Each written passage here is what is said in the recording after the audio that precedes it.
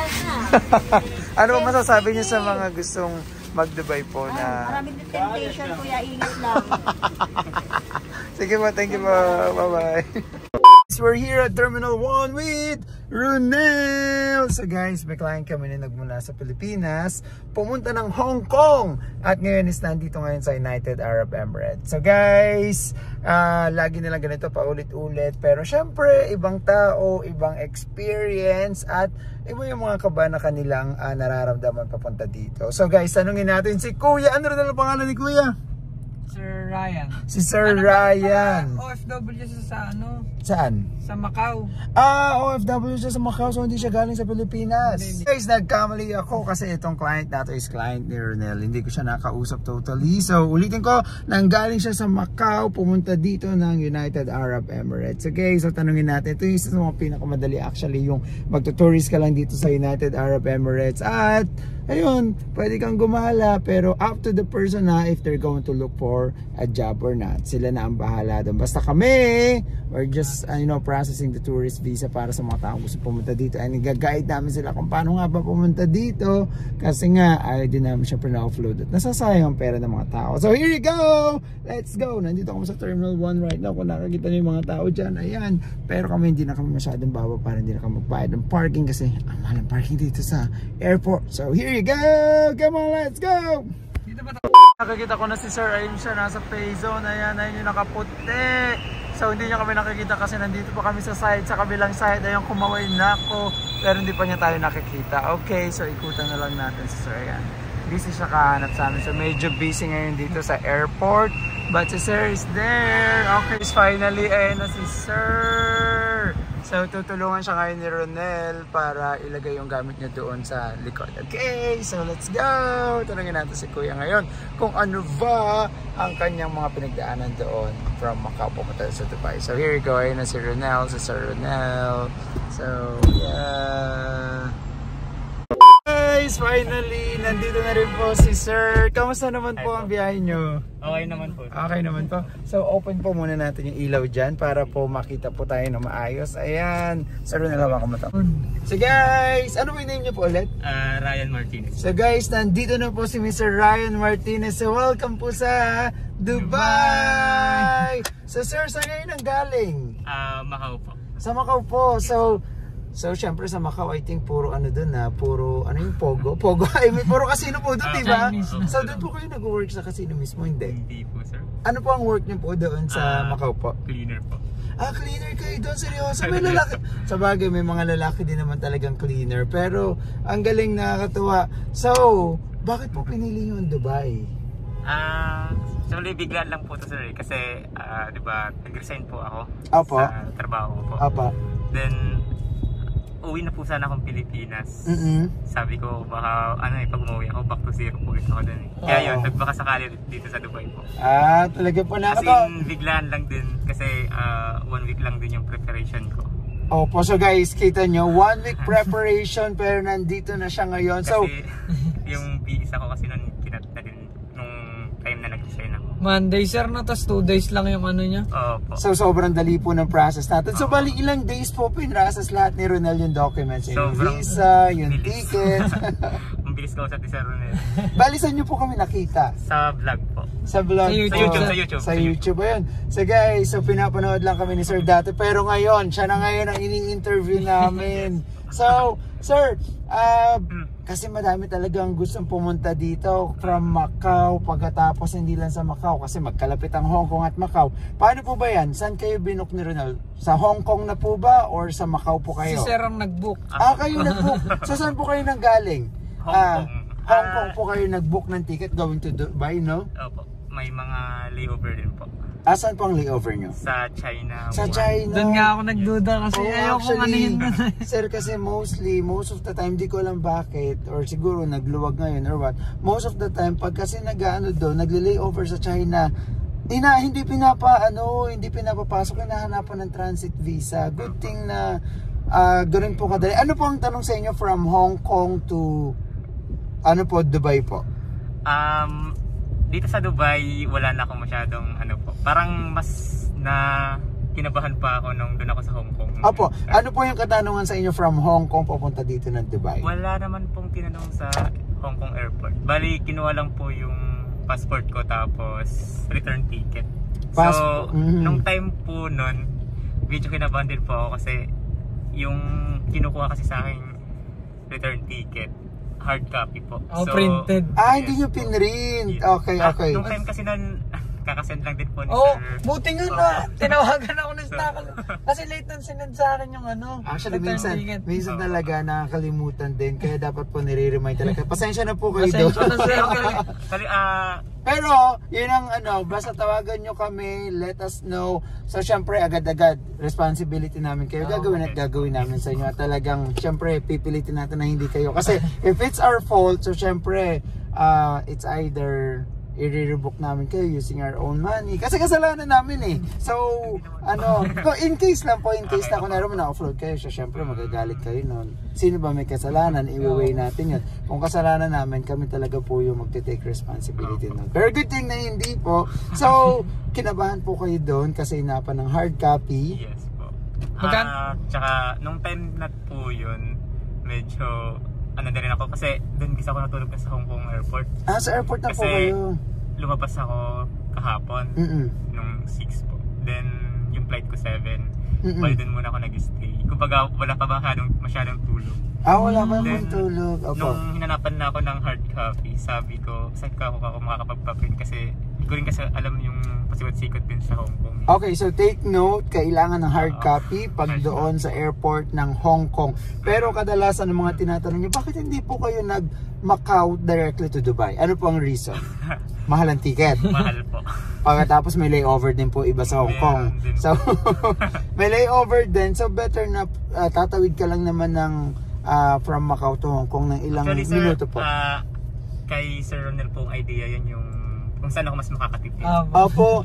Binigay niya po sa akin tips yung Hong Kong to Dubai. So, which is mas maganda po kasi sobrang laking ticket po talaga. Actually, yun din yung inaano ko kasi si Ronel sa akin din po nagtatanong. Sa kanya ko rin po nalaman. So, talagang sila yung mga agent is inaano ko din po, ina-assist ko din po. Siyempre, hindi lang tayo kikita, siyempre makakatipid din yung mga client natin. Kasi nga talagang Macau, wala kasing direct din from Dubai, going to Dubai or what kung may stopover. Mahal talaga. So, good thing po na ginawa niyo po yun. So, kayo na po mismo yung nag-book. Nakakatawa naman po. Tapos nagulat nga ako kay sir, binook China nga ako sir. I-rebook mo ka ako yan. Mura kasi yung China. Yung may layover na China. So, ngayon, ala pong tanong-tanong from Hong Kong to Dubai po. Hindi naman totally tanong. Kumbaga, dun sa layover lang ako masyadong parang nahirapan din sa mga process nila. Kasi parang iba yung mga rules nila dun eh. Like ano po? Sa China na po? Opo, sa Wuhan. Bakit mas, ano po? Ang dami nilang kinukuhang documents. Yes po. Meron po silang mga machine na kami po yung mismong yung self-service po. Opo, hindi naman po kayo lumabas ng China po, tama po? Hindi naman po. Pero yun po yung parang rules nila din. Na paano po? Kunyari niyo po. Anong tawag? Fingerprint po. So, ng kamay, tapos picture, tapos yung details ng passport kailangan din po. Layover lang yun. Layover lang po. Masahig ganun. As in, tapos ano pa, kasi yung airport kasi doon sobrang laki, tapos kumbaga ang dami namin mga pinuntahan pasikot-sikot. Sobrang nakakapagod kasi pataas, ang dami namin mga dala din. Opo. Tapos yun, bukod doon, meron pa ulit kaming another, parang entry pass ng China. Opo. Talaga? Entry pass? Ano po yung parang, entry pass na yun? Yung ano naman po, yung parang kami yung gagawa ng... Ano po yung, did you process that ahead of time bago po mag-layover o on that time po? Parang visa upon arrival? Parang ganun yung nangyari po? Okay. Bale, ganun din ulit po yung process from the, gumawa ulit po kami ng fingerprint, tapos may mga pinag-fill outan po kaming form. Tapos dun sa machine, parang nag-generate siya ng ticket na may QR code po. So, yun po yung ginagamit namin para ma-access po yung pinto. Parang yun po yung tinatampunin para makalabas sa migration. Di ba sir, 2 hours lang yata yung layover nyo doon? 2 hours lang. As in, yung ibang mga airline personnel, kumbaga nag-ano na rin sila na parang dapat daw At Ahead of hurry up time. daw, opo. Kasi talagang halos puro Pinoy na din doon. Hindi rin nila alam. Naipon na, kumbaga Naipon puro po na na, naipon. opo. Oo. Tsaka, So, ang- ano po yung, ang anong gulo kasi nung app po airport ba, nila, may app po ba na gagamitin? Wala. Or may website Wala po? Or doon talaga, paano magagawa na ahead of time kung... Kumbaga, may machine kasi sila doon, sir. Bali, doon po kami parang pumipila lagi. Doon, machine. Isa-isa po, kaya masyadong hindi kumain po ng oras po. So, hindi po pala siya magagawa ahead of time kasi Hindi. doon po, tapos 2 hours layover lang. So, medyo, ano po talaga yun, parang, pwede ka maiwan ng Sabi ko nga, airplane nasa. sa connecting flight lang yung parang medyo Oo, doon pa kayo kinain na yung oras namin talaga lahat kasi yung tipong pa-depart na po. Oo. Yun. Naghahabol kayo. Naghahabol pa talaga kami. Takbo-takbo kami, sobrang layo pa ng mga boarding gates na Grabe naman nasa yung sa amin. pinagdaanan ni Sir Grabe, sa China. okay. Kaya wala Pero, pa kaming tulog. kasi wala pang yung- tulog talaga. Pero dito po sa Dubai, sobrang dali lang po ng pagdating. sobrang. Oo, Wala pong na. Wala pong tanong. Wala. Ano po ang sinend nyo na documents na para sa visa papunta dito? Ay, kay sir. Opo, yung sinend nyo po kay Ronel. Yung ano lang po, passport lang po. Passport and photo na white background okay. po. For sure, selfie lang yung 2x2 yung sinend, sir. Kasi kung walang 2x2 or photo na white background, mag-selfie lang kayo, okay lang yung sa visa. Hindi naman po kasi dito maarte. So yun, sobrang dali. At wala palang titiran si sir dito. Wala kayong mag-anak dito, sir? Wala po, sir. Grabe, talagang si sir, sapalaran talaga. Siyempre, pinanood ko din po kasi yung mga sa YouTube na vlog niyo po. Sobrang na-miss din ako kasi parang yun, din ako nagdalawang isip din po. Thank you po sa tiwala. So ayan, si sir is dun muna titira sa bahay kasi may available bed space naman doon para mag-guide din namin. Yun yung gusto ko din sa mga taong unang-una, walang kamag-anak, walang at least mag-guide namin kung may yun dun sa bahay or what. Kami. Kasi family din naman namin yung nandun sa bahay. Pagkapos dun sa isang flat namin kasi puno na. So yung mga client namin na talagang nag-enjoy na dun. Sila na yung naging family dun. Kasi nga po talagang talaga siya. Yung wala silang kaibigan. As in kahit kaibigan wala po kayo dito? Siguro kakilala pero Hindi close friend. Hindi talaga yung kasi mahirap kasi parang magkano ng Opo, totoo. parang ganun po. Totoo po. Pero kayo po is may family. DIY po. DIY talaga. May family po kayo sa Pilipinas. Opo. So yung din po asawa. May ilang anak po kayo? Wala, single po. Sorry, hindi ko po na-gets. May asawa. Family niya, yung nanay tatay. Yun lang. Kala ko po. Meron kayo Wala po. So single, yun, okay naman po pala. Hindi dito kayo makakita ng made in Dubai in the future. Basta titingnan lang daw po ang Senomar. Kasi alam mo naman, baka mamaya may mga sabit. Pero kahit may sabit pa sa masaya. Kaya, joke lang dito sa Dubai, napaka open dito. Napaka niya dito. Masaya kasi nga lang sa trabaho, kung maghahanap kayo, hindi kasi lahat sinaswerte. Swerte yan po talaga as an OFW. Kayo, siguro OFW na kayo, galing na kayo na Macau. Alam niyo na yung buhay as an OFW po. Hindi lahat madali, hindi lahat so para ka din nasa Pilipinas sa paghihirapan mo. Pero kung masipag ka, bakit hindi, di ba sir? At mabait tayo, si God na ang bahala sa atin. Okay, so ano po yung gusto niyo sabihin sa mga taong gustong mag-Dubai na manggagaling or pupunta from Macau at Hong Kong dito sa Dubai? Hi kabayan, sa mga nangangarap na magtatrabaho dito sa abroad or may experience bilang OFW, siguro masasabi ko lang po, walang imposible. Amen. Totoo naman po talaga. Don't rush anything. When the time is right, it will happen. Yes. Totoo yan. I strongly recommend din po Mr. Ilustrisimo Brothers. Yeah, thank you po. Yeah, totoo. Sobrang ibibigay po nila yung 100. Talagang po yung customer satisfaction po. So isa na din po ako dun sa client na sobrang na-satisfied sa result po. So ngayon dito na po ako sa Dubai. Thank you so much. Welcome po ulit sa Dubai! Welcome So po. thank you po sa tiwala kasi yung mga client po namin talagang hindi namin sila nakikita. Ano lang, most of the time sa WhatsApp lang, magpapadala ng bayad doon sa peso po, no? Ayan, peso. Pagkatapos, syempre, pero yun, ang hirap magtiwala. Pero thank you po sa tiwala at hindi talaga namin sisirahan yung mga tiwala namin sa tiwala ng mga client namin sa amin kasi dahil sa kanila, syempre kaya tayo nandito at yung mukha natin is kitang-kita dyan. So, yun lang po at sige guys, idali muna natin si Kuya sa bahay. Thank you po Kuya. Thank you po. Bye-bye. Guys, finally we're here at home. So, inaano ko si Sir. Iniikot ko dito sa bahay namin. So, ayan po ang kusina namin.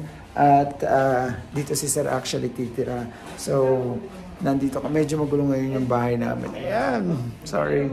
So, ayan si Tita Jen. Sorry, hindi ko papakita kasi ayaw nga niya pa-vlog. Ngayon, kasi pag okay na daw siya. Okay.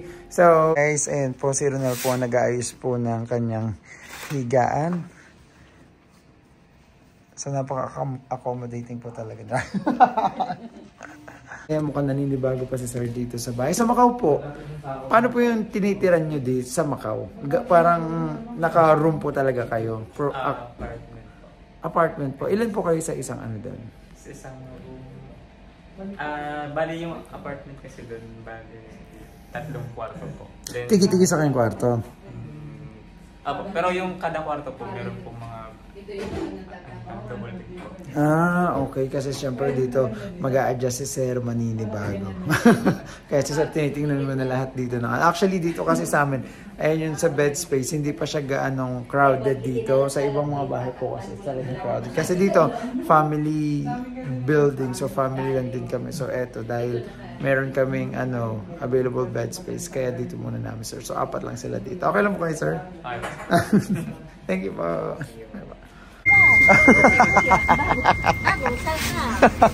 Ano ba masasabi niyo sa mga gustong mag-Dubai po na... Maraming temptation kuya, ingat lang. Sige po, thank you po. Bye-bye.